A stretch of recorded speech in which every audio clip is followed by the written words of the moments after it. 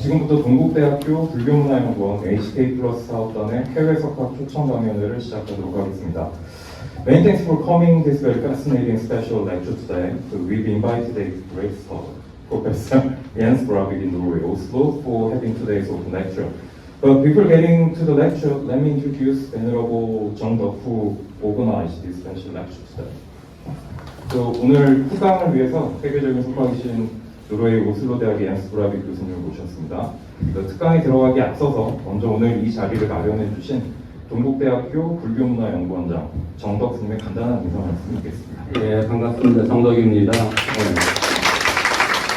아주 귀한 교수님을 모셨습니다. 우리 이런 교수님들을 뵙기가 사실 쉽지 않은데 특별히 이번에 마음을 내셔가지고 오셔가지고 오늘 아주 좋은 기회가 됐으면 좋겠습니다. 예, 감사합니다. 네, 그럼 지금부터 오늘 조금 지연된 관계로 바로 시작하도록 하겠습니다. 지금부터 브라빅 교수님을 모시고 해외석학 초청강연회를 시작하도록 하겠습니다. 오늘 강연회 주제는 The Diffusion of Knowledge and Concepts Through Translation, Some Historical Cases입니다.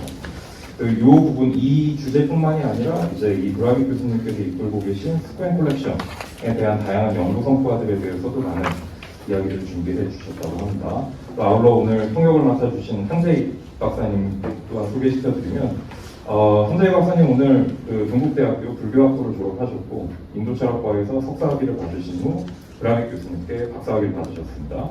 그래서 불교 관련 최초 노르웨이 박사님이시고요. 그리고 누구보다 브라빅 교수님 특강을 정확하게 이해하시고 잘 전달해 주실 수 있는 분이라고 생각이 됩니다. 그럼 마이크를 통역자이신 한재익 박사님께 신속하게 넘기고 바로 간략한 브라빅 교수님에 대한 소개 그리고 바로 강연 들어가도록 하겠습니다. 모두 박수로 맞이해주시죠.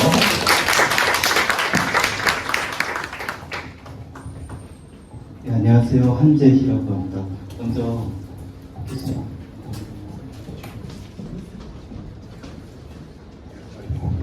먼저 교수님 인사 말씀 잠깐 듣고 제가 바로 설명드리도록 하겠습니다. Venerables and friends and colleagues, Venerable John Fu, thank you so much for inviting me here. Of course, I'm very honored by this and to speak to you about my research into Buddhist literature I see as a great privilege. I'm happy to see that there are so many monks here who are really the carrier of Buddhism and keeps the continuity of Buddhism throughout time. So I'd like to talk about some of the things we do together in Norway. In fact, I would like to say that I have, unfortunately, I haven't been so much to Korea as I want. On the other side, I'm also fortunate to have two students from Korea. One is Jae Han, who is here. Other is Elin Lee. And through them, I learned very much about Korea and about Korean kindness, about Korean culture, and how so I have learned to be very fond of the Korean country and the Korean people. So this is also my great pleasure to give a talk for you being here. 간단하게 만나서 반갑고 그리고 많은 스님들께서 자리해 주셔서 감사드리고 그리고 한국에 이 자리에 오게 되셔서 감사하다는 말씀하셨습니다. 제가 간단하게만 더 설명을 붙이자면요.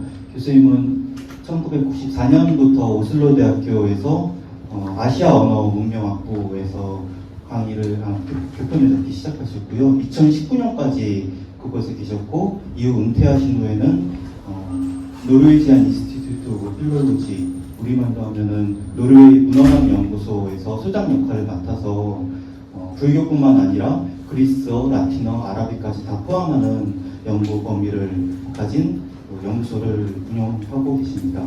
또 하나는 최근에 월드 필롤로지 유니언, 세계 문헌학 연합 유네스코 산하의 그 단체를 만들어서 그쪽에 지금 디렉터를 맡고 계시고요. 그리고 또 하나는 지금 여기 화면에 보고 있는 비블리오테카 폴리글로타라고 다 여러 가지 언어로 된 고문헌, 인터넷, 전자, 아카이브 정도로 이야기할 수 있을 것 같습니다. 이 사이트를 직접 교수님께서 프로그래밍을 시작하셔가지고 만든 사이트고요. 아직까지도 활발히 운영되고 있습니다. 2019년 기준 하루 6,000명 정도 세계에서 접속하는 성공적인 디지털 인문학의 교훈이라고 생각합니다. 지금 여기에는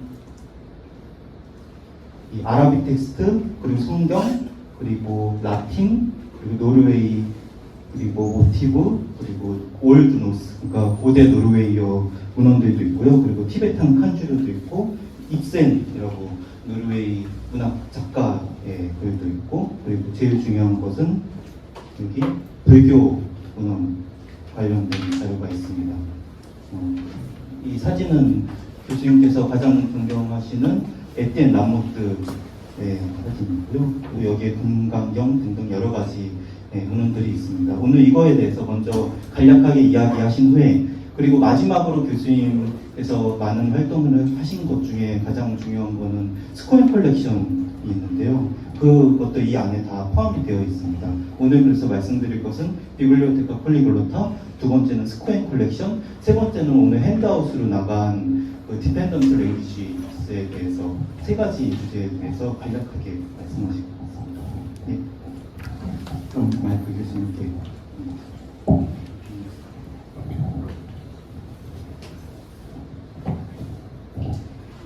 Yes, so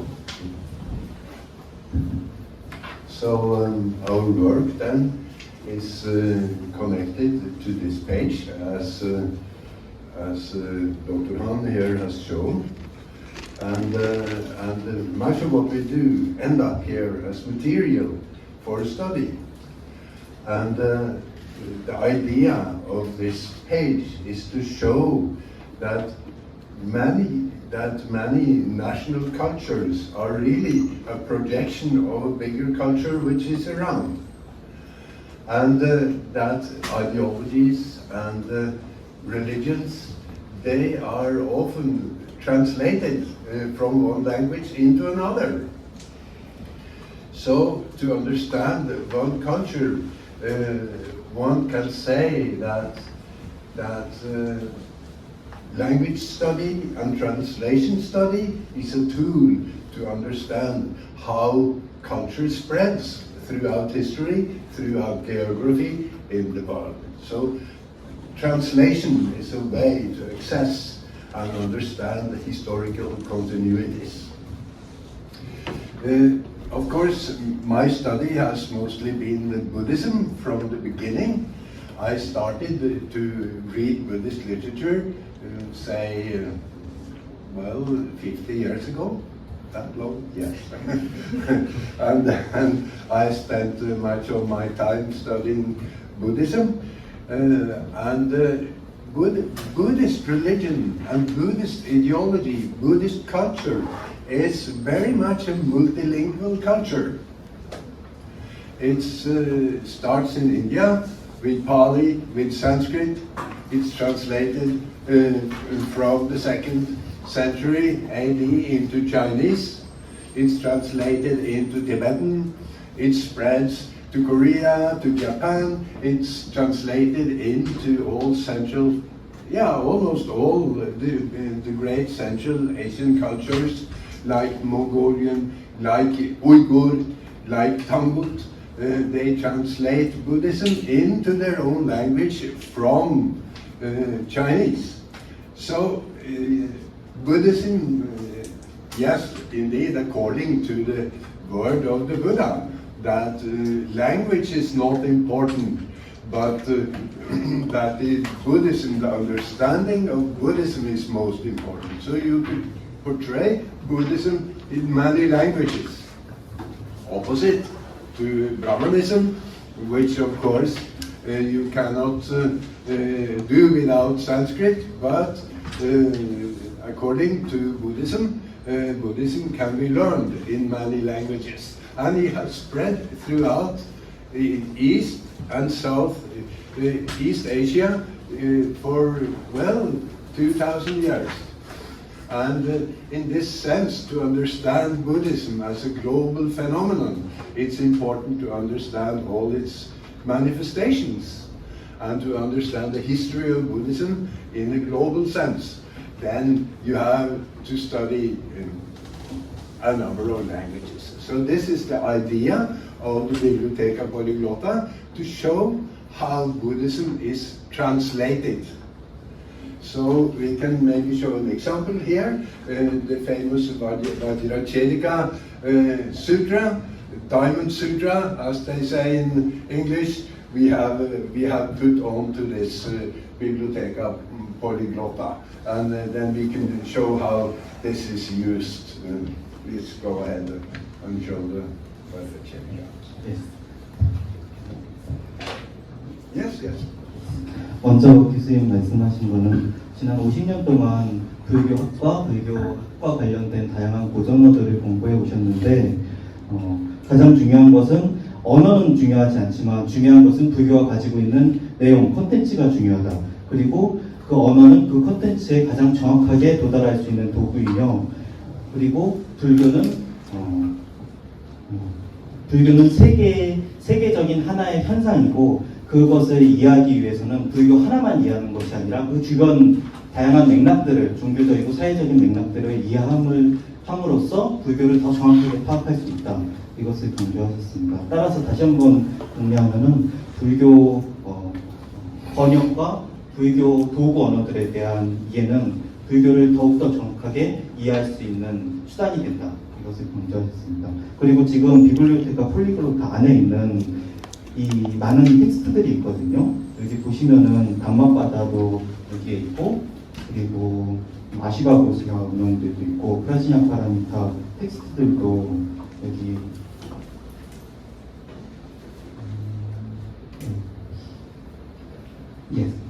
프라시냐 파라미타 텍스트들도 있고, 그 중에 바지라체티카 금강경이 있습니다.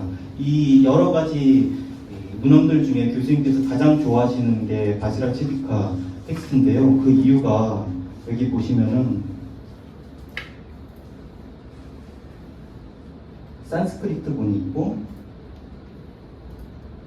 그리고 구마라지바, 보리유지, 진제 스님, 그리고 다르마부타, 현장 스님, 의정 스님의 여러 가지 번역들이 한 페이지에 다 패러럴을 돼서 문장 단위로 끊어서 볼 수 있게 정리가 되어 있습니다. 그리고 그거에 상응하는 티벳본이 있고, 그리고 이 다음에는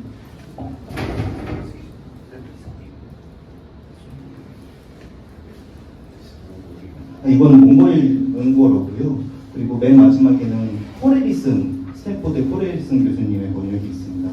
이렇게 다양한 산스크리트와 여러 가지 중국어와 티베터, 몽골어, 그리고 영어 번역까지 해서 이 비블리오테카 폴리글로타가 가지고 있는 컨셉, 그 개념을 가장 잘 보여주는 텍스트라고 교수님께서 가장 좋아하는 페이지라고 말씀하십니다. So you can look at this setup here as a kind of map, because originally we have the Sanskrit text first, but then it diffuses throughout East Asia by translation. So you could say that in one sense, in physics, translation means movement, to transfer from one point to another. So, but of course, in the humanities, we use translation as well to put into another language. But you could say when you translate the text, it moves through the geography. So this setup is a kind of parallel to geographical diffusion. And to map how translations are made, the paths along which texts and teachings and systems of knowledge diffuse. This is our work. And this is what we try to do with this Bibliotheca Polyglotta. So we have Buddhist texts here, but in parallel, I started with Buddhism, understanding that, well, this is a multilingual culture.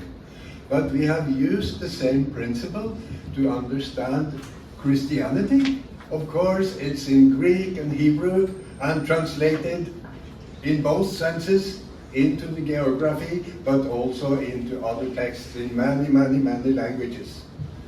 And Buddhism is the same, and also we have the Arabic cultures with Arabic as the sacred original language, also translated into many local languages. And as such, we could say that many cultures are the projection of original basic religious culture. So Christianity, of course, originally a Jewish religion, but Norwegians, of course, are also Christians, and Bible translated into Norwegian, and Norwegian, well, this is basic in Norwegian culture, the old Christian way of thinking, and we think it's a national culture, but of course it's not. It's a kind of translated, it's moved from the Mediterranean up into the cold north, and there it is become national culture. In the same way, you could say that Buddhism is the national culture of a number of states, be it Thailand, be it Ceylon, be it Tibet, be it China, be it Japan and Korea indeed. So our culture is sometimes a projection of something which is very far away, but we think it's our national culture. I think this is kind of rewarding to study, because it shows that peoples, after all, they belong in their thinking, in their ways of thinking, they belong more together. Even though they make terrible wars and fight, they often have the same basic understanding of how reality is perceived and defined.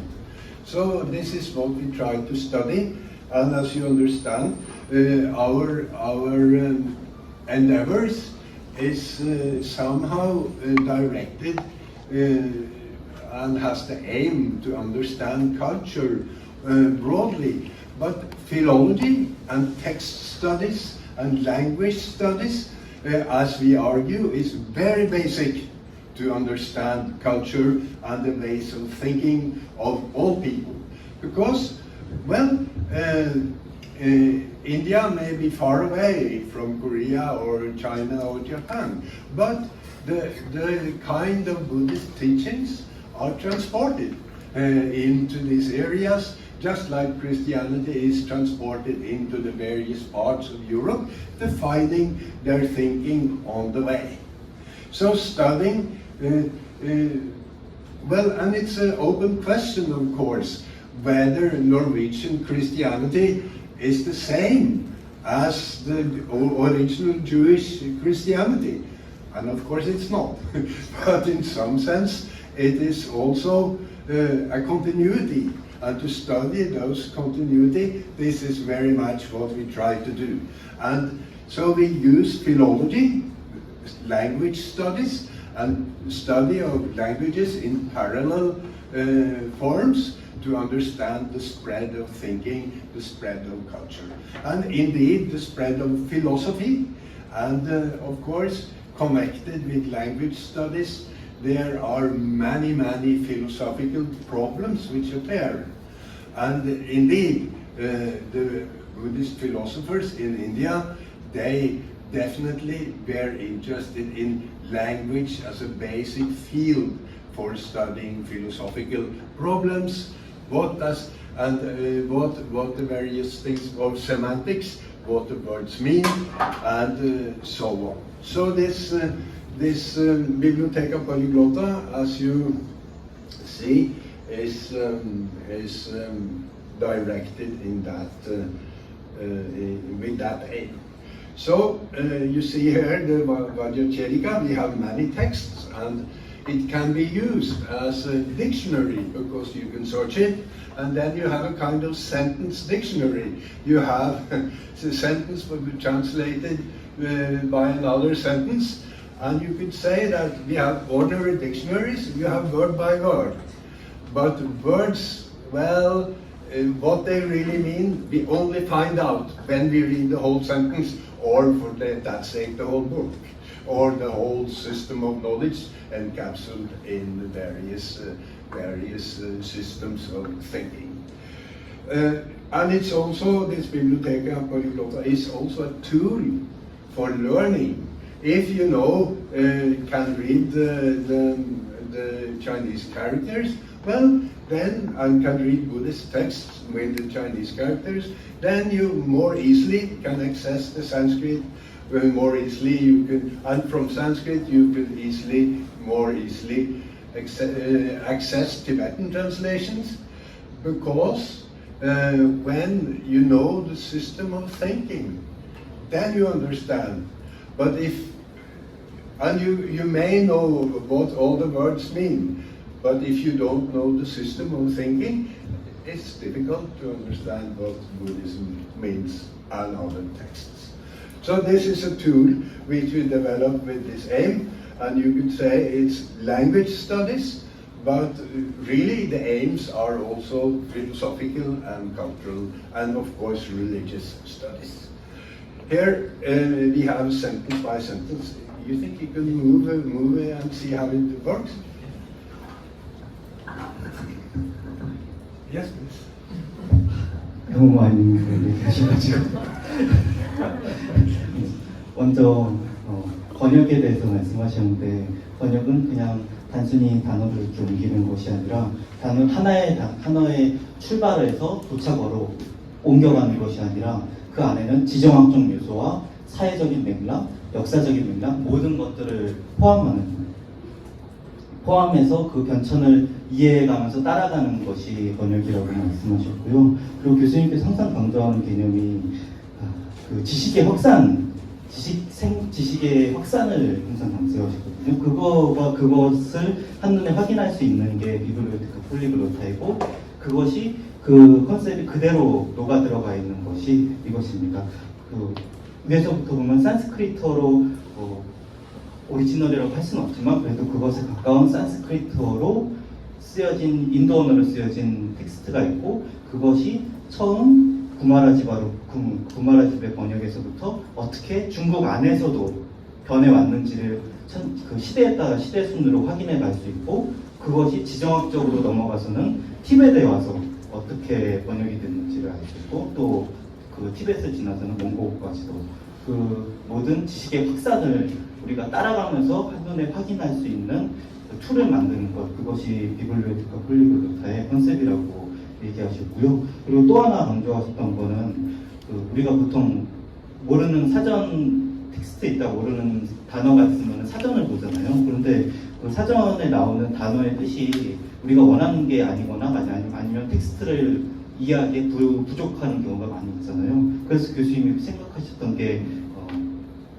센텐스 딕셔너리라고 해서 문장 사전을 항상 강조했습니다. 그 문장의 맥락에서 단어의 의미를 정확하게 파악하는 것, 그것을 그대로 녹여들여서 만든 것이 비블리오테카 폴리글로타입니다. 더 나아가서 하나의 문장 안에서만 그 단어의 뜻을 찾는 게 아니라, 예를 들어서 산스크리트 단어 하나를 산스크리트 문장 안에서 찾는 것이 아니라 그것이 어떻게 중국에서 한자로 번역되어 있는지, 그리고 그게 어떻게 티벳본으로 번역이 되었는지, 이 모든 것을 하나의 문장 사전으로, 센텐스 딕셔너리로 만든 것이 비블리오테카 폴리글로타라고 할 수 있습니다. But we can also, it's also possible to show this in columns, and you can show how you go from one sentence to the next. Yeah, this is a bit too much. Maybe show another one. Whatever.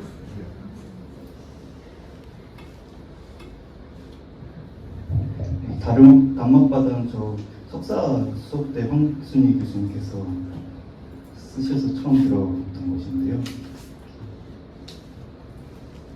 So there you could read it more fluently. So the sentence by sentence, if you don't know the languages well, you can read sentence by sentence, but if you can read it fluently, you can go to this page and read more fluently in these columns. This is the idea. Yes. So maybe we could show another example of some of the other languages, just to see in general what this is for.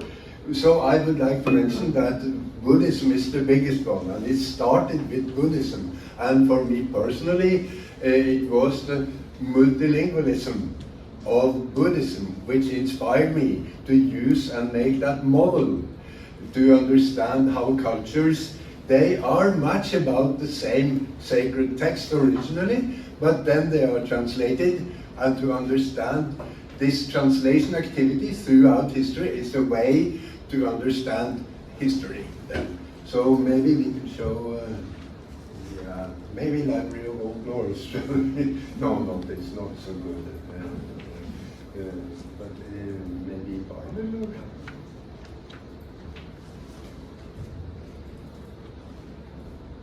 Or then go to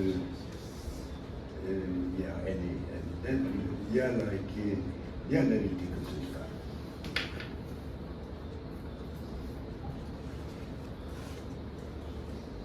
And then sentence by sentence maybe.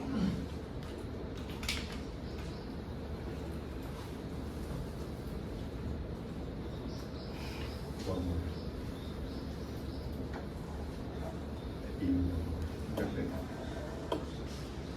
Yes. So here you see Hebrew, you have Greek. 이 히브리어가 첫 번째 바이블에서 히브리어가 첫 번째고 두 번째는 The second one is Greek. 예수 그리스도, And then we have Syriac 시리아, 고대 시리아어, and Latin. 라틴어, Yeah, and then Armenian. 아람, Yes, and this is Georgian. 기억을 And then we have King Kids. So you can see this is analogies, and you can understand the spread of Christianity by means of this. So I got the model from Buddhism, but you can also use it for the Christian scriptures, how they are translated and how they are spread. Well, so this is very much the setup of Bibliotheca Polyglotta, and it encapsulates much of our work. But we also talked about that texts are translated in the sense of brought from one language to another, but also texts, they are not only translate as means, originally same as transfer.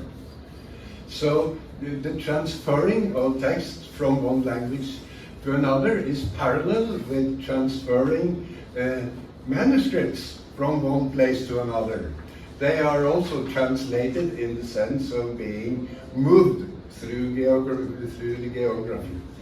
And we have been fortunate in Norway to work on this collection of manuscripts, this collection.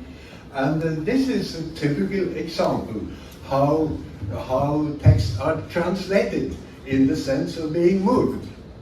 Because the oldest parts of the Skyrim collection from the 2nd century AD, they are indeed moved, translated in that sense, moving through geography. They are moved into Bamiyan, because that's where they were found in the 90s.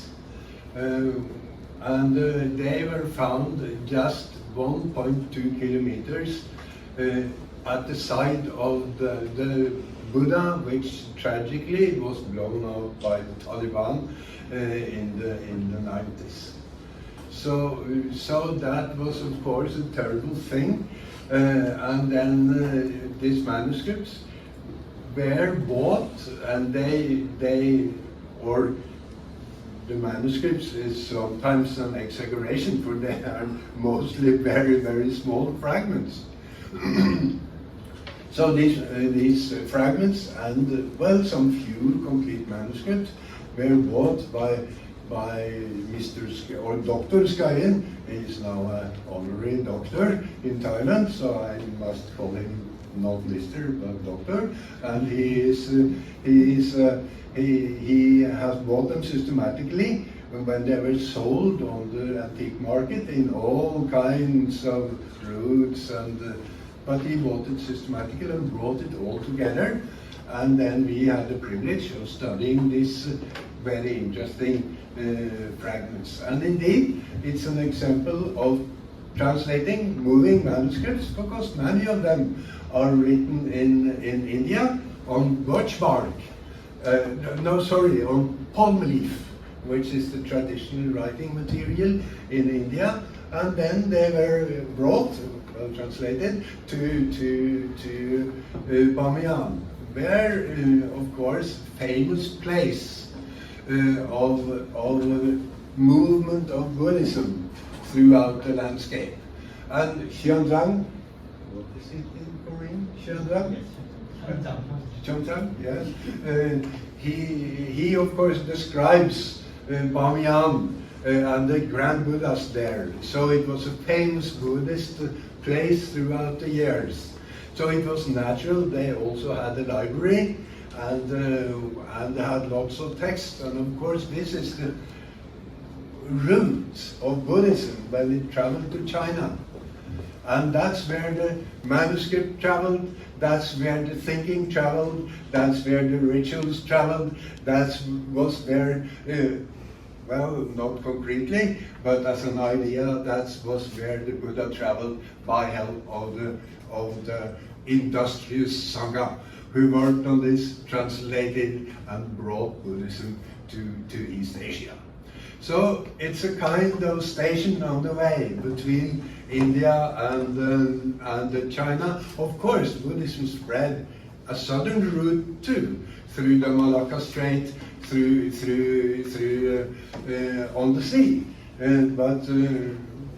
Well, the most famous spread maybe of Buddhism is through Bamiyan, today's Afghanistan, not that far from Kabul. And of course, it's a privilege to work on these things, but the fate of Afghanistan, as we know, is very, very tragic.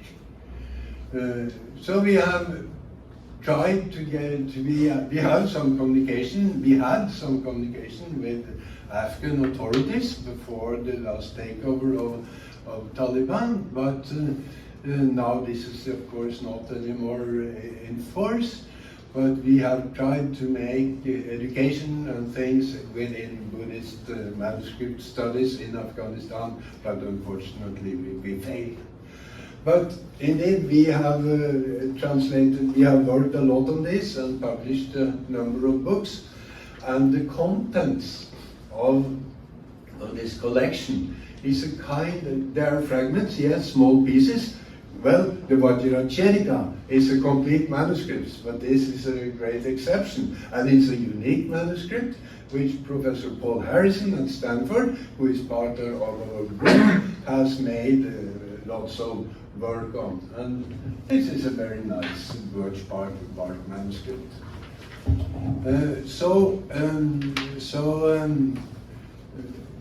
This is somehow the state of the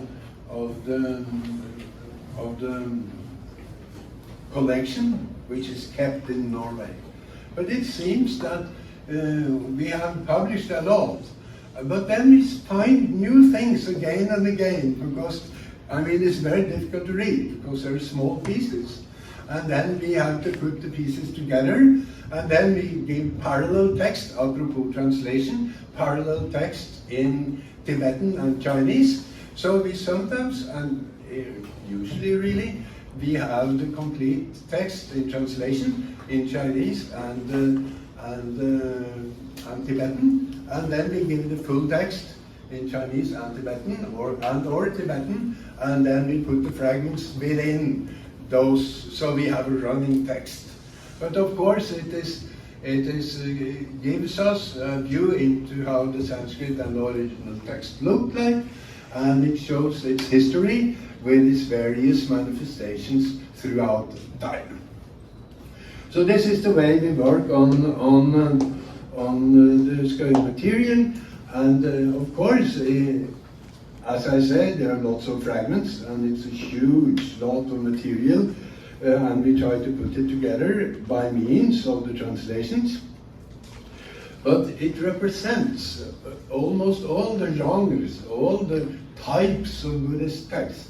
It's the Dhammapada, it's some commentaries, it's the sutras, it's Mahayana sutras, it's all types of literature. So it gives a kind of view into the broadness of Buddhist literature as it was curated and read in Bamiyan at the time, as it was read along the Silk Road, as they call it, from India to Belt. Isn't that the new Xi Jinping word?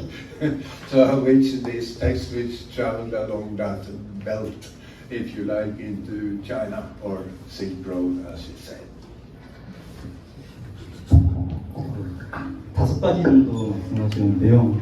우선 첫 번째로 아까 말씀하시던 지식의 확산, 지정학적, 사회적, 역사적인 요인들을 그 맥락 안에서 맥락을 이해해가면서 번역해가는 그 틀 안에서 한 예로 이 매뉴스크립트 작업이 들어간다고 이야기하셨습니다. 그 지식의 확산이 어떻게 이루어지는지 구체적인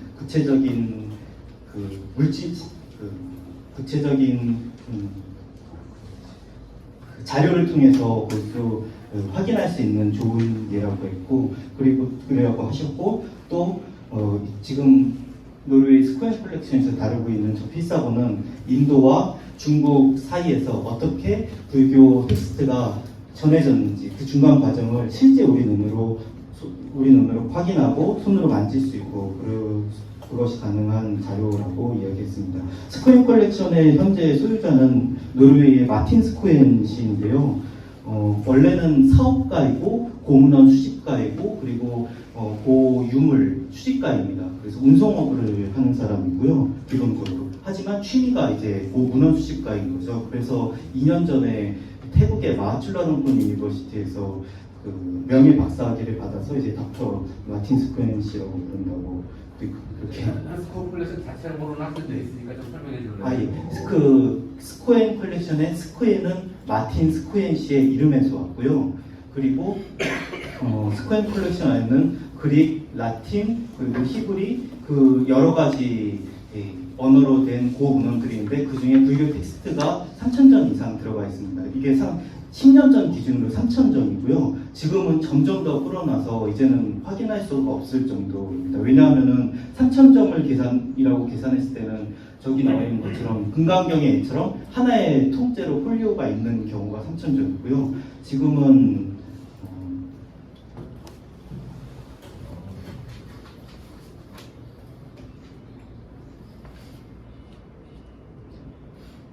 이렇게 파편들이 많이 있습니다. 그래서 숫자를 쓰는 것이 무의미한 상황입니다.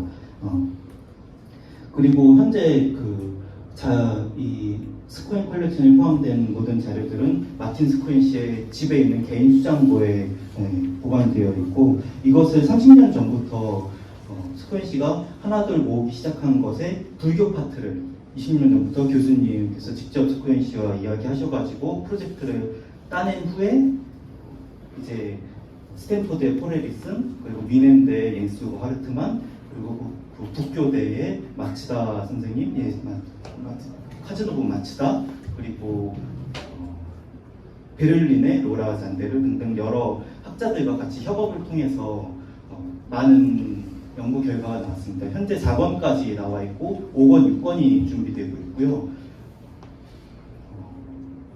5권, 6권이 준비되고 있는 상황입니다. 그리고 스코엔 컬렉션에 발견된 지점은 정확하진 않지만 우리 그 탈레반에 의해서 파괴된 바미안 석굴 있잖아요.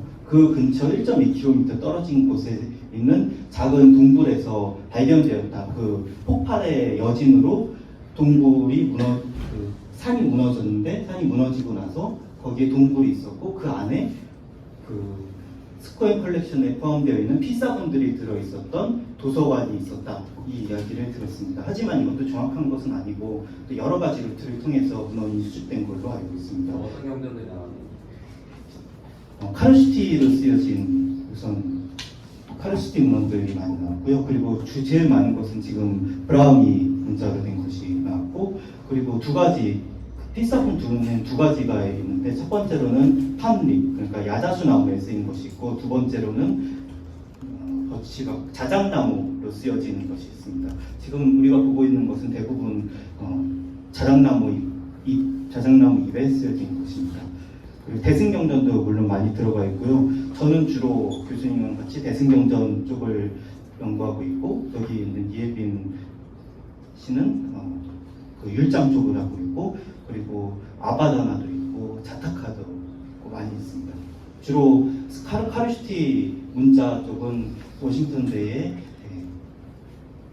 리처드 살로몬과 그 카르슈티 클럽 사람들이 하고 있고요. 그리고 이쪽 브라운 쪽은 저나 아니면 다른 미넨대 사람들, 일본 사람들이 하고 있습니다. 그리고 이 도서관, 필사본이 발견된 도서관은 현장 스님의 대당서였기에 잠깐 언급된다고 교수님 말씀하셨고요. 그리고 교수님께서는 20년 전에 아프가니스탄 정부와 직접 프로젝트를 같이 협업을 진행하셨었는데 지금은 물론 아프가니스탄 정부가 무너졌기 때문에 기약이 없어진 상태입니다. 그리고 마지막으로 이렇게 큰 금강경처럼 커다란 파턴을 확인하는 것은 이게 필사본을 보고 이게 금강경이구나라고 보는 것은 아주 쉬운 작업인데 그 외에 이렇게 작은 파편들을 보고 확인하는 작업은 항상 티베트본과 한역본에 상응하는 부분을 찾아서 먼저 이 텍스트가 무엇인지 확인을 하고 그 다음에 연구가 진행된다고 말씀하셨습니다. Yes, so these manuscripts are from the 2nd century AD until the 8th.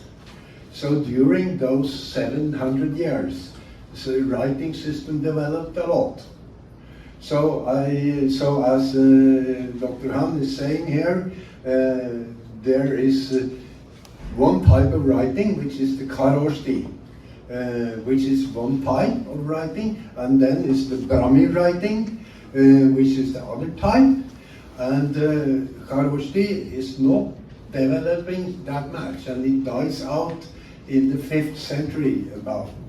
But the Brahmi writing, of course, is very productive, and it's made under King Ashoka. But the first manuscripts we have is like 1st century, and in the Skyen collection is some of the very, very oldest manuscript material in Brahmi writing.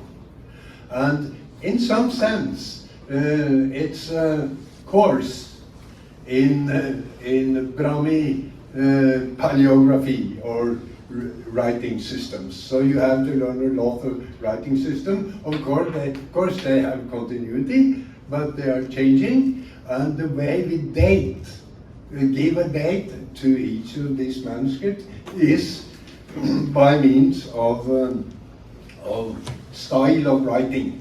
Then we can somehow date when the manuscripts are written.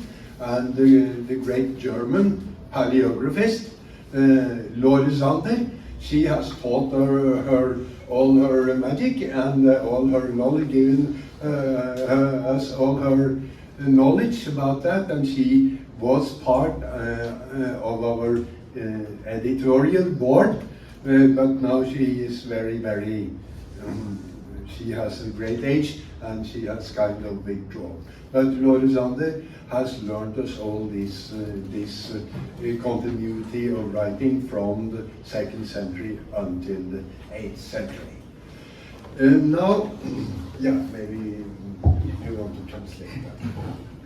네, 먼저 카루시티 두 가지 문자 타입이 있다고 말씀드렸잖아요. 카루시티와 브라우미 문자가 있는데 카루시티는 5세기경까지 기원전 2세기부터 기원 후 5세기경까지 쓰이다가 사라졌고 그리고 카루시티는 거의 한 타입 문자가 타입이 하나인데 브라우미는 여러 가지로 발전이 많이 됐습니다. 8세기부터 이르면 6세기 그리고 8세기가 전성기를 겪고 이후에도 계속 쓰였습니다. 브라우미 1타입, 2타입, 들기투감 여러 가지 타입이 있고요. 그리고 이런 고문원 연구에서도 고문서 서체 연구에서도 교수님께서 강조하시는 그 지식의 확산과 그 변화, 지속성과 그 과정을 본 그 안에 있는 다이나믹을 보시는 것이 중요하다고 강조하셨습니다. 그리고 마지막으로 로라 잔데르 베를린 박물관에 근무하셨던 노라 잔데르 선생님을 말씀하셨는데 그분은 거의 스코엔 컬렉션의 마더라고 얘기할 정도로 거의 모든 텍스트의 초벌, 그 필사본의 초벌 작업을 하셨습니다. 트랜스리터레이션, 음역을 하는 초벌 작업을 거의 다 하셨습니다. 거의 그냥 보시고 바로바로 번역하신 그 초벌 텍스트가 있거든요. 그럼 그걸 토대로 후속 연구를 할 수 있는 그 토대를 만드는 겁니다. 그리고 아까 교수님께서 So maybe you can show here how it's accessible. No, the whole collection. So go to the main Buddhist page. 그 비블리오테카 폴리글로트 안에 거의 대부분의 스코엔 컬렉션이 들어가 있습니다. 그것은 교수님과 마틴 스코엔 씨의 그 의지에 의해서 모든 것을 오픈 액세스로 누구에게나 공개하겠다는 의지에 의해서 만들어진 것이고요. 세계 어디에서나 누구나 확인할 수 있습니다. 필사본 자료를 제가 지금 그것을 보여드리겠습니다. 여기 보면 단막바다 그리고 악시아 마틴의 아차말 보살대원이라고 교수님께서 번역하신 것도 있고 여러 가지 마하야나 주석서들이 있고 좀 내려가시면 여기 랑카바타라도 있고 그리고 불교 한자 문법도 있고 이제 여기로 가시면 스코엔 컬렉션 교수님께서 말씀하시고 싶으셨던 스코엔 컬렉션이 있습니다. 첫 번째로는 브라움이 문자로 된 컬렉션이 있고 두 번째로는 아직 이거는 출판된 것 그러니까 1권부터 4권 스코엔 컬렉션 책으로 출간된 것이고요. 그리고 마지막으로는 카루시티 문제입니다. 이것은 아마 번역 안 된, 아직까지 출판이 안 된, 연구 안 된 자료입니다. Yeah, you can show the worksheet. No, the original material first.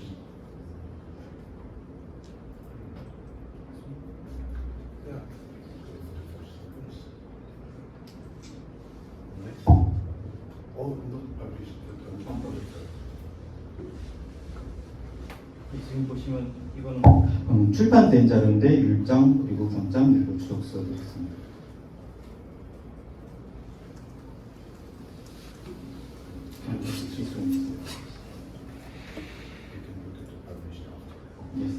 예, 여기 보시면 왼쪽에 나와 있는 숫자들은 스코엔 컬렉션의 예.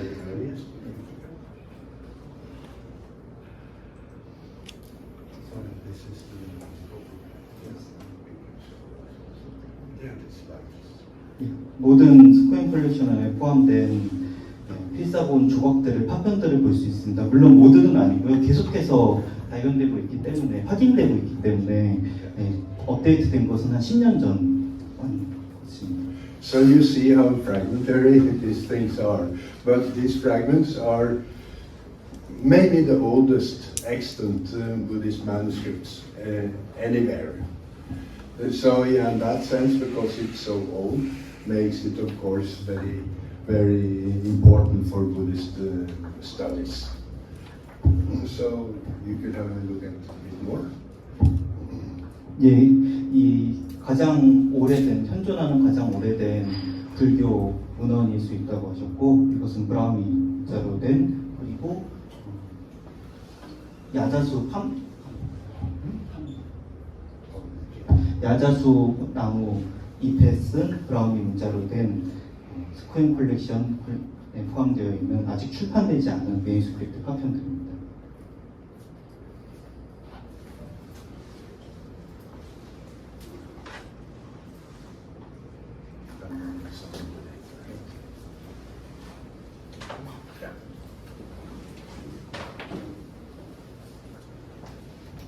So this is a later example, but just to give you a kind of impression how this material looked like and how we worked on it in the beginning. We learned the style of writing, and then we put it into its correct century as the first kind of course systematization. And then when we read it, we find a name, we find something which we can identify in Tibetan or Chinese translations. And then when we found one piece, we find the similar pieces, and then we can put it all together into a kind of series where we can read it and where we can reconstruct the original manuscript. So this is the way we have worked on it. So maybe you could show some of the published ones. 예, 이 서체 연구가 시작된 것은 교수님께서 스코인 컬렉션 작업을 시작하신 30년, 40년 전부터 실제로 시작됐고, 서체 연구는 로라 전대를 세기 70년, 60년대 말에 나왔으니까 그때부터 본격적으로 시작되었습니다. 그리고 이것은 아직 출판되지 않아서 다 UF가 unidentified 필사본 자료들이고요. 그리고 지금 출판된 것들을 보여드리겠습니다.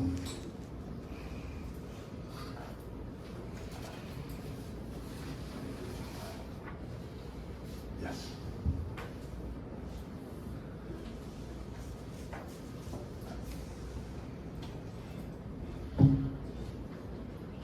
Yes.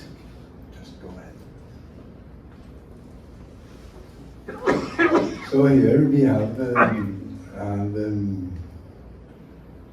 as we have systematized and transliterated, so we have transliteration, and here you can see, if you want to look at it in more when you have time, then please have a look at it. And you see first are the unpublished fragments, and they are not, I must say, so easy to identify.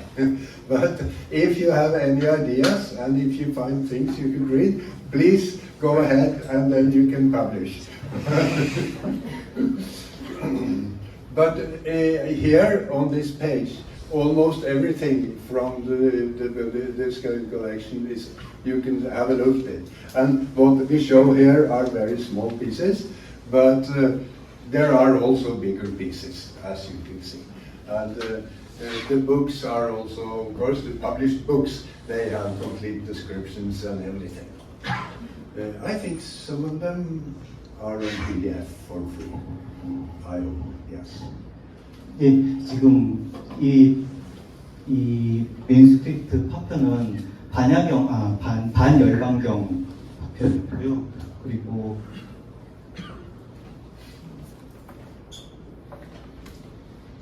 Maybe you can find some. So you see this Vajracharika. This is very nice compared to the small fragments, and this of course is somehow valuable. But it's not so much of this. Unfortunately, it's destroyed. It seems to be destroyed already long time ago. So we have thought of maybe it was, since it ends in the like 800. And that coincides with the first Muslim invasions into Afghanistan, in fact. So maybe they destroyed this as a kind of literature of, not acceptable by Islam. That could be. And then maybe you can show some more examples from what is published and see. So what you find here of what is published is a more kind of minimal publication, while in the books there is much more. 예, 조금 전에 보여드렸던 것이 이 출판된 스코엔 컬렉션 매니스크립트들 가운데 브라우비 문자로 된 것이었고요. 그 중에는 비나야와 그리고 그 수트라와 아비달마 섹션 그리고 그 외의 것들이 있습니다. 조금 전에 보여드렸던 것은 그 수트라 섹션 안에 있는 열반기원이었고요. 그 열반교에서 보신 것처럼 이렇게 파편으로 발견되는 것이 대부분이고, 금강경처럼 이렇게 완전한 폴리오가 보존돼 남아있는 것은 많지 않습니다.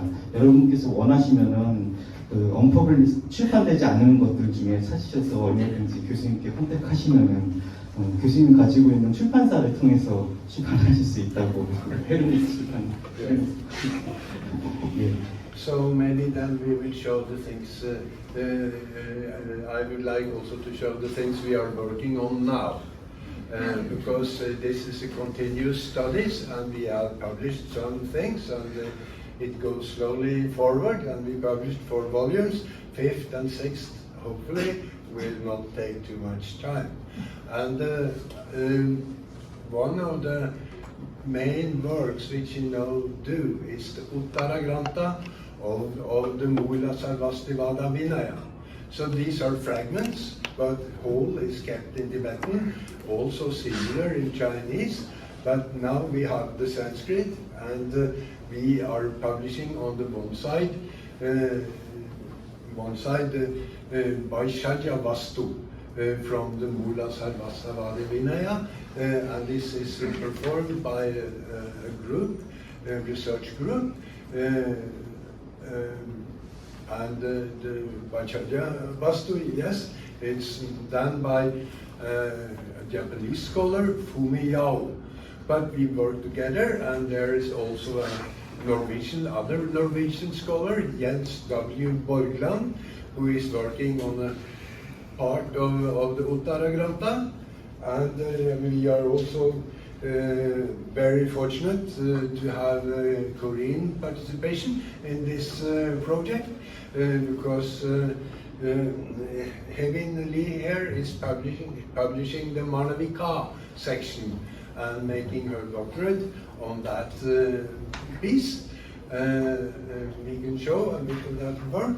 And then Jai Han is publishing another manuscript. It's not part of the Uttaragranta, of course, but a very interesting and an important Prajna Paramita manuscript, which is showing the history and development of the Prajna Paramita in India and relates to a discussion in scholarly circles globally. How did the Prajna Paramita originate? What is the history of the Prajna Paramita texts? And this, in a, yes, I would say complicated way, is very important evidence for the for this development of the Prajna Paramita. It's a manuscript from 8th. Please tell about it in Korean and also about Billy. So I will take a small break. Please go ahead. 네, 조금 전까지 보여드렸던 금강경과 반열강경 같은 그런 류의 필사본들은 벌써 10년, 20년 전에 이미 유명한 학자들의, 지금은 이미 교수님 연대가 되신 선생님들께서 다 연구를 하셨고, 이제 나머지 작업들은 이제 좀 젊은 사람들이 그 실제 붙어있는 필사본들을 해체해가면서 연구를 진행하고 있습니다. 지금 오늘 보여드릴 것은 2가지가 있는데요. 첫 번째로는 먼저 기본적인 틀부터 설명드리겠습니다. 먼저 필사본이 발견되면은 거기에는 먼지가 많이 있거든요. 붙어있기도 하고, 왜 필사본이 붙어있는지는 아직까지 정확하게 설명이 되지 않았습니다. 잉크 때문일 수도 있고, 먼지 때문일 수도 있고, 진흙 때문일 수도 있고요. 그것을 제거하는 작업을 먼저 하고요.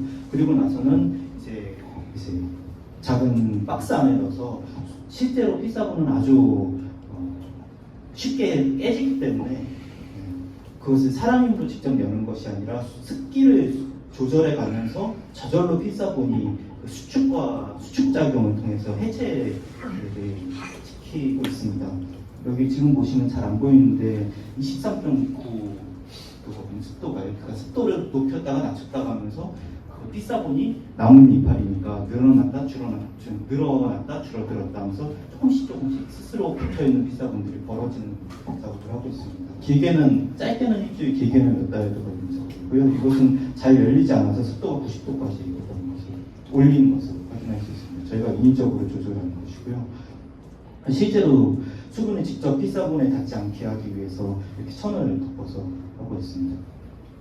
그럼 시간이 지나면서 여기 붙어있는 피사본들이 조금씩 이렇게 벌어지는 것을 확인할 수 있습니다. 그리고 이건 파편들이고요.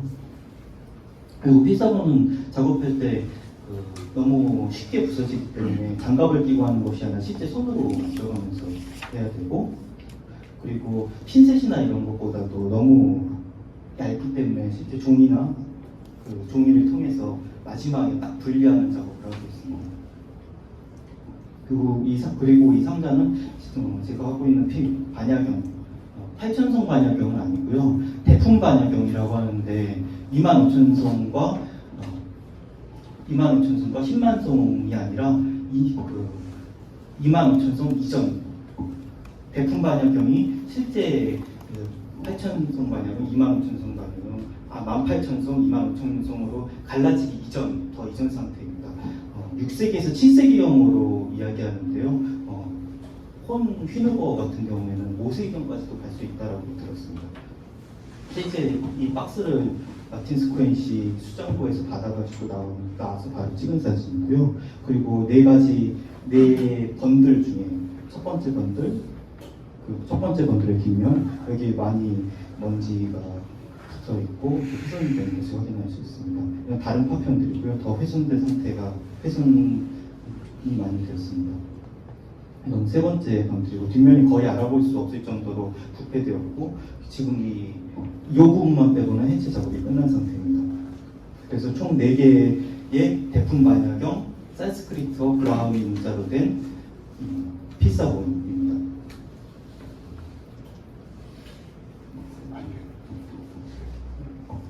그리고 여기까지 지금 해체가 다 끝난 상태고요. 두 번째로 보여드릴 것은 이혜빈 학생이 하고 있는 우따라 그란파인데요. 근본 서비체 유구 율장 중에 우따라 그란파 챕터의 마나기카 챕터를 하고 있습니다. 이것은 팀 프로젝트로 하고 있는데 참여 인원은 일본의 후미야오, 고마자와대의 후미야오와 웁살라 대학교의 보글랜드, 그리고 지금 교수님이랑 저도 같이 참여하고 있습니다. 이게 처음 발견된 우따라 그란타와 율장 약사가 두 텍스트가 하나의 필사본 안에 합쳐져 가지고 발견되었거든요. 그래서 여러 명이 투입해서 진행하고 있습니다.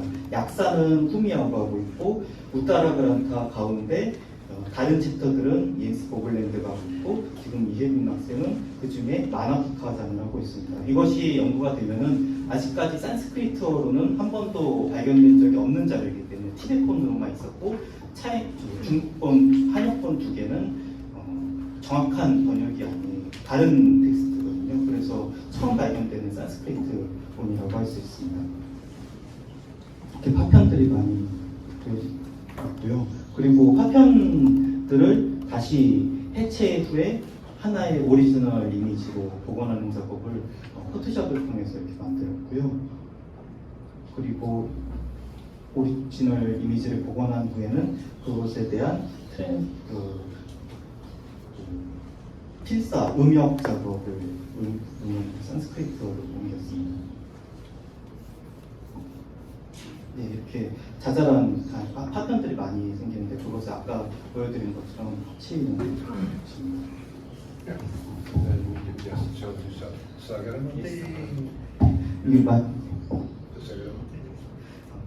이것은 마지막으로 저런 교수님이 지금 준비하고 있는 사가라마티가 대집경의 대승불교 경전 중에 대승 대집경 파트의 5번째 챕터인 사가라마티 해해보살경입니다.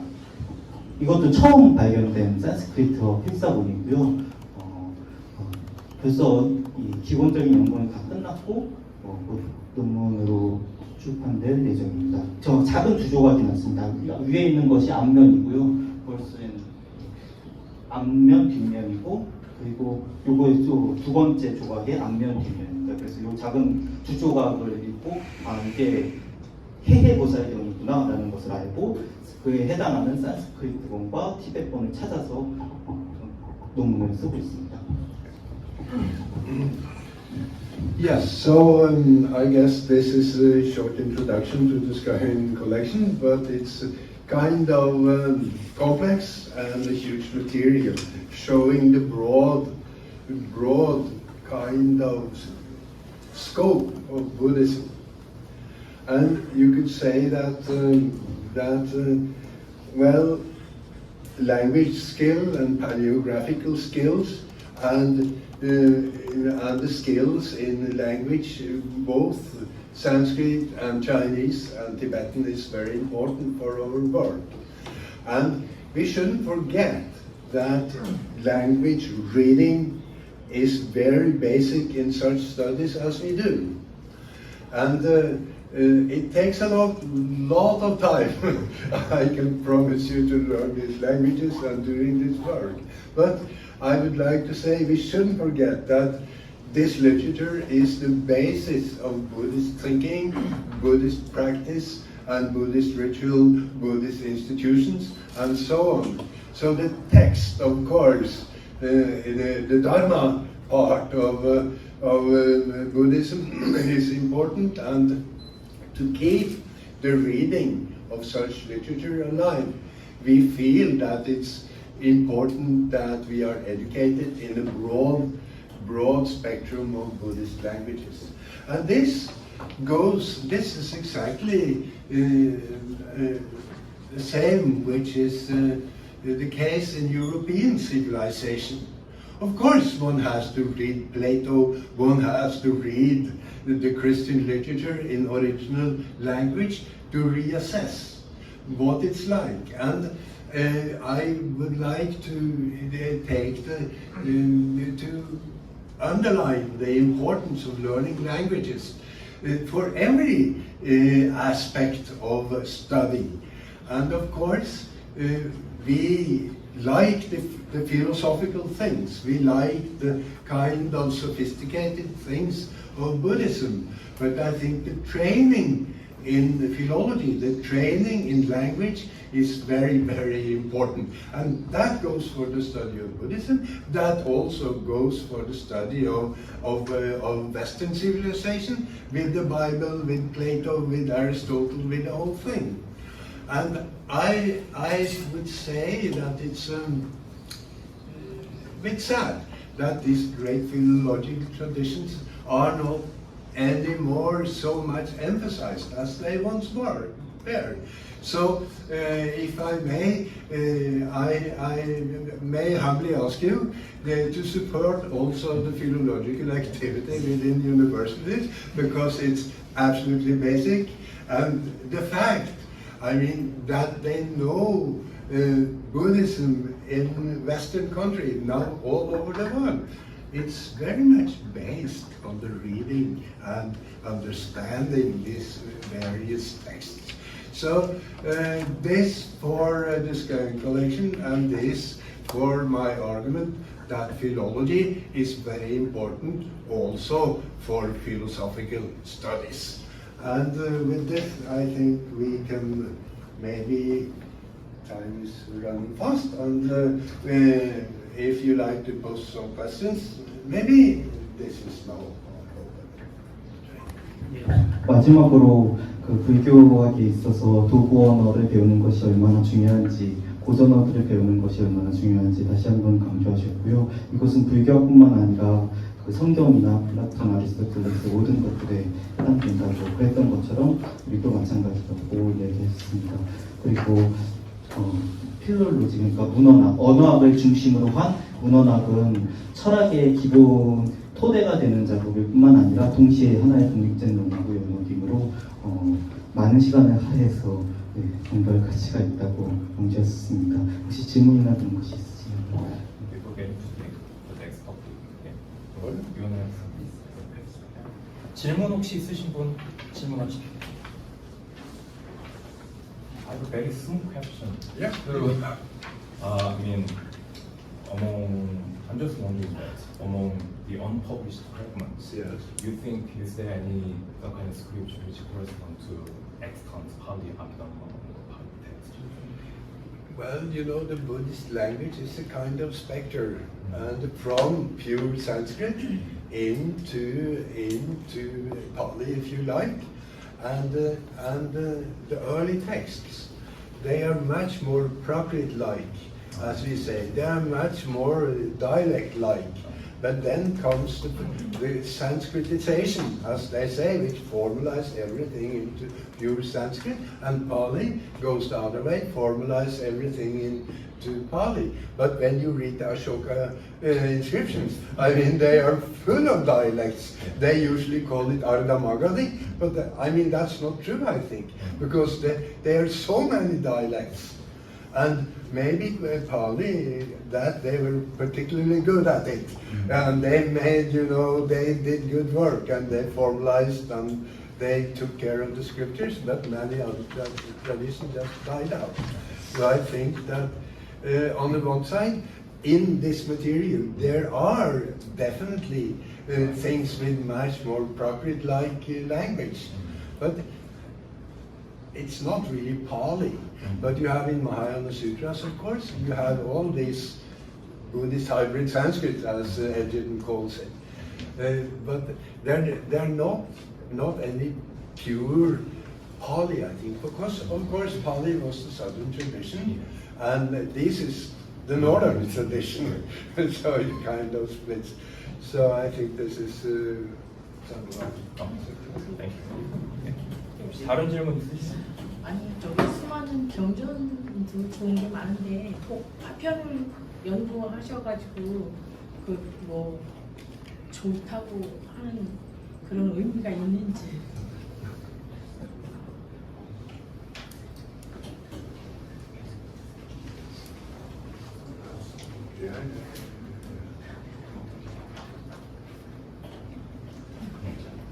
Yes, it's of course a very good question,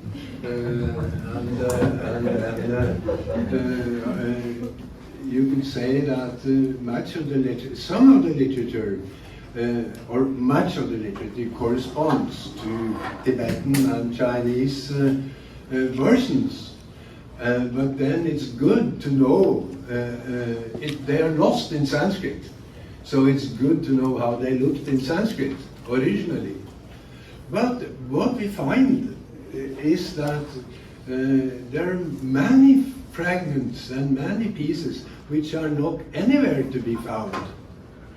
And so you see there are many traditions of Buddhism which are lost.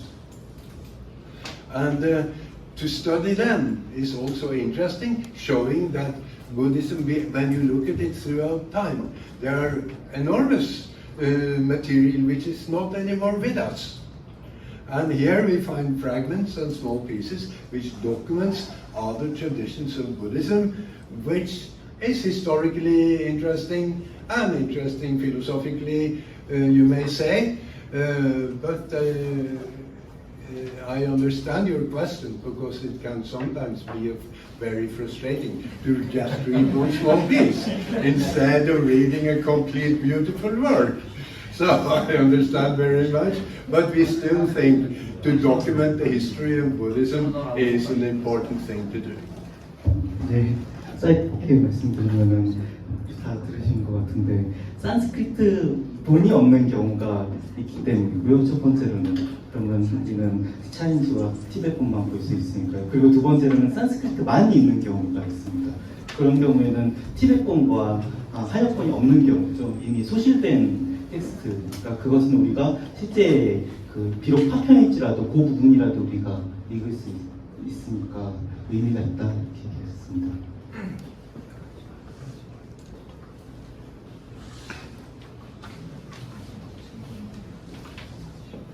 혹시 질문도 있으시면?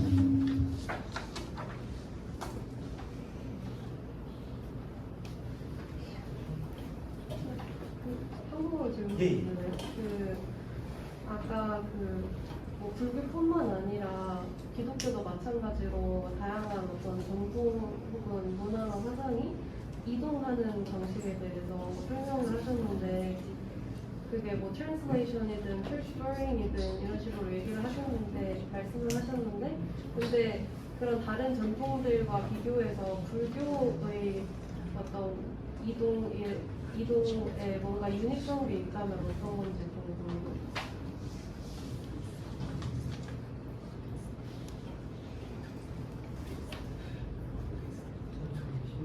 정확히 본인이 영어로 해서 네.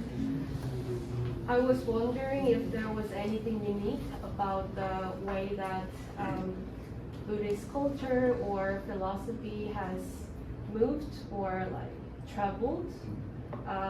Maybe let's say from India to China and throughout other states, as you call it.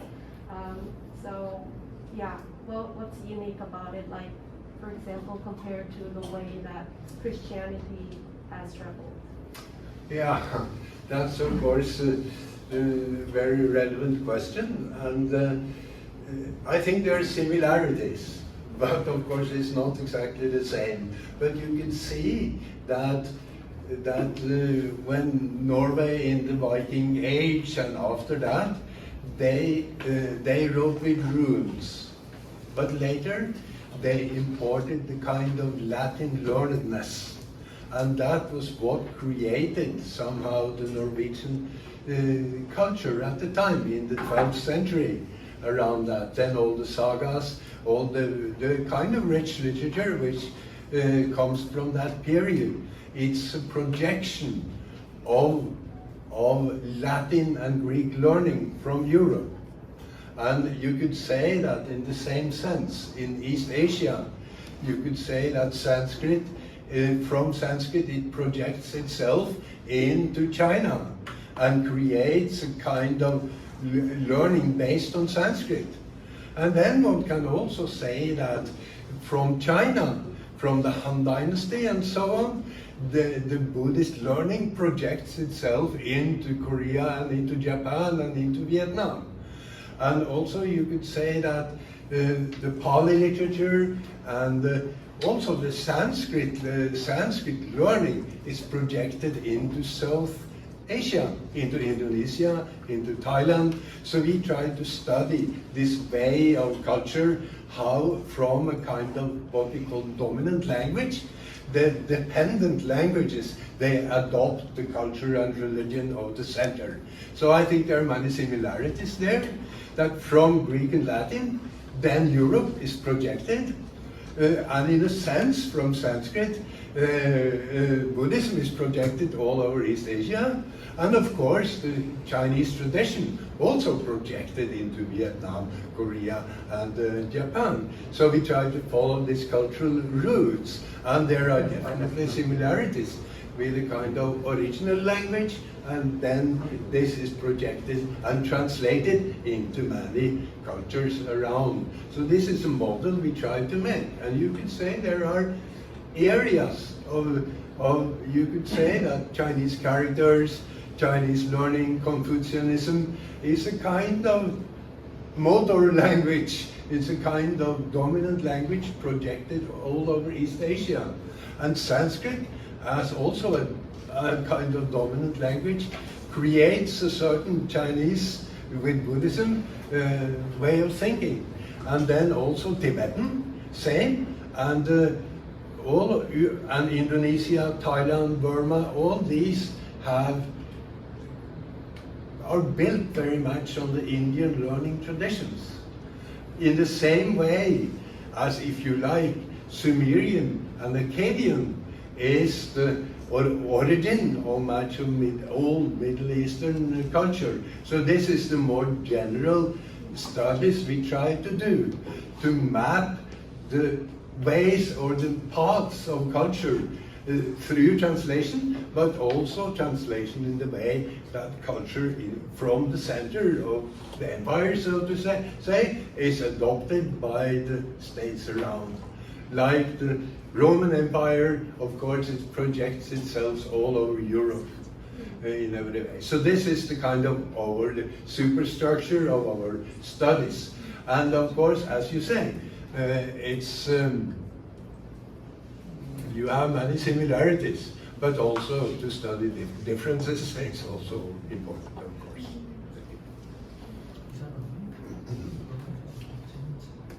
더 질문 있으시면은 네. 시간이 괜찮나요? 예, 마지막 질문.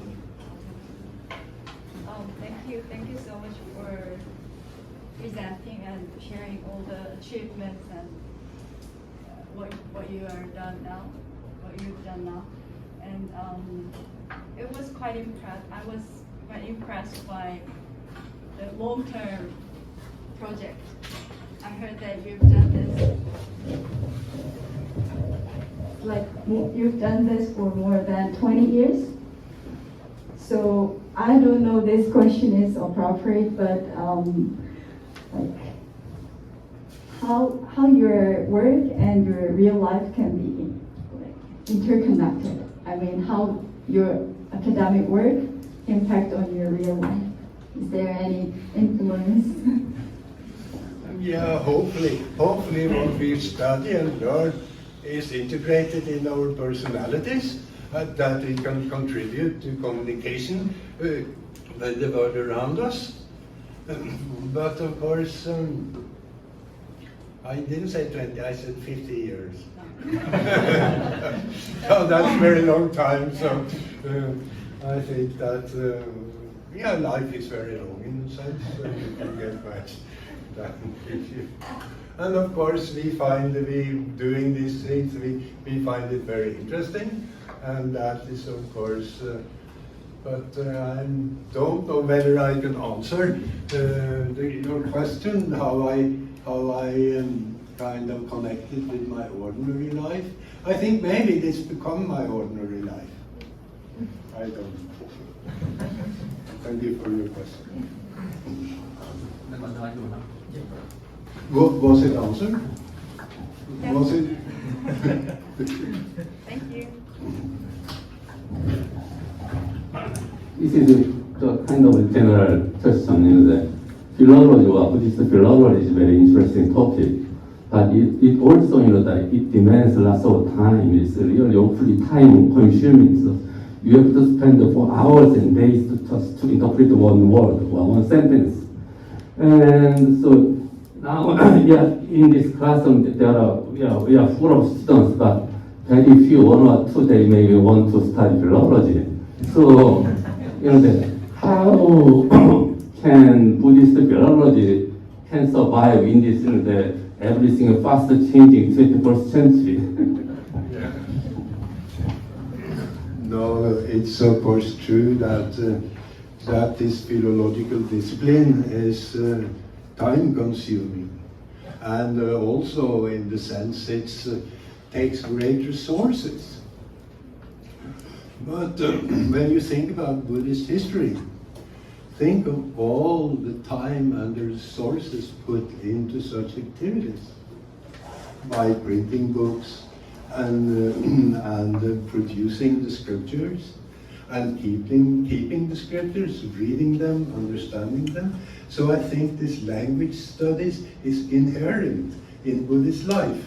This is also to your question, that somehow to do philology as a kind of lifestyle, as in a certain sense the monastic activities, I don't say lifestyle, it's maybe to diminish it, but it's something you're engaged in.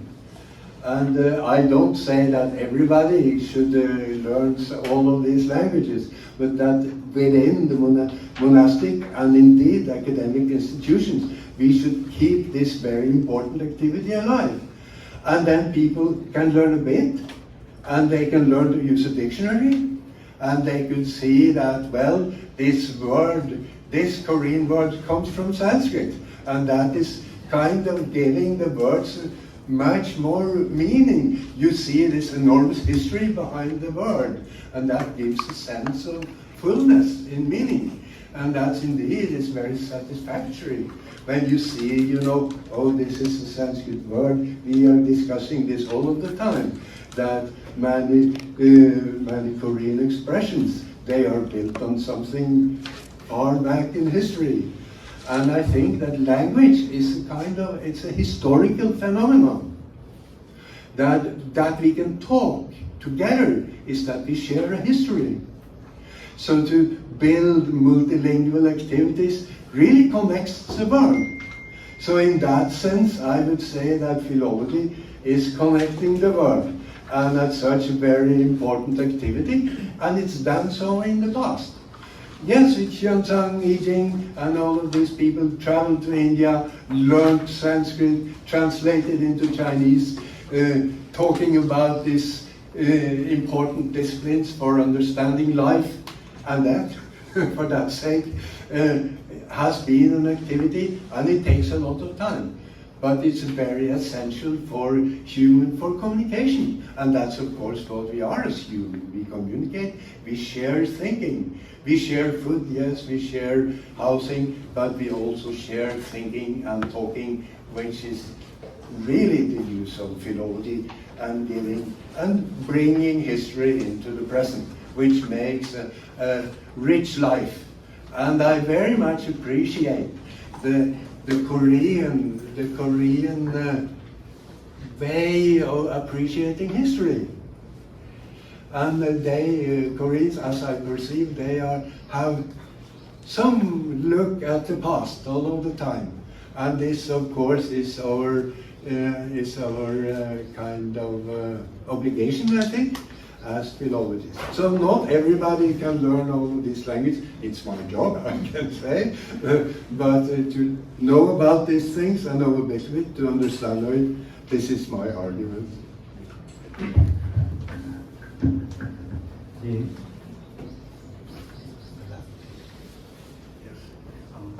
지금까지 부족한 이제 한글 설명을 들어주셔서 감사드리고요. 그리고 마지막으로 하나만 말씀드리고 싶은 이미지가 있거든요. 어제 교수님이랑 같이 오슬로에서 노르웨이로 들어오면서 제가 교수님 뒷좌석에 앉아서 프랑크푸르트에서 인천으로 들어왔거든요. 근데 밤에 그 교수님 키가 190이셔서 앞에 앉으면 의자가 이렇게 닿으세요. 그 좌석에. 근데 밤 그 불편한데 저는 이렇게 자다가 깨고 보면 교수님만 혼자 다 어두운데 노트북을 켜고 보고 계시더라고요. 그래서 뭘 보고 계시나 했더니 내리셔가지고 바로 이제 대구, 부산, 한승 이런 걸 읽으시더라고요. 그 자리에서 비행기 타고 오시면서 한글 자음과 모음을 보시고 그거를 공부하셔가지고 오셨더라고요. 비행기 타고 오시면서요. 그래서 왜 굳이 그러셨냐 필요 없을 텐데 여쭤보니까 몸 자리가 불편하고 힘드신데 그거를 잊기 위해서 뭐 하셨다 뭐 이렇게 얘기하시는데 좀 그런 말씀보다도 그냥 뒷좌석에 앉아가지고 있을 때 다 컴컴한데 교수님랑 혼자 이렇게 노트북 켜고 밤에 보시던 그 이미지가 되게 오래 기억이 남는 것 같습니다. 이것을 여러분들과 함께 마지막으로 나누고 싶었습니다. 감사합니다.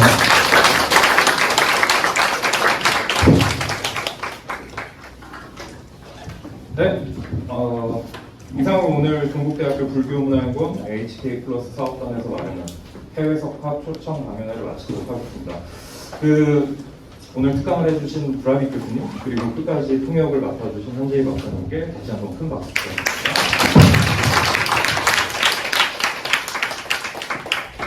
네, 끝까지 함께해 주셔서 감사하고요. 한 가지만 더 말씀드리면 이틀 후 목요일에 오전 10시부터 동국대학교 다양관 세미나실에서 다시 한번 브라빅 교수님을 모시고 브라빅 교수님을 비롯한 해외 석학분들과 함께 대형 국제 학술 세미나를 개최합니다.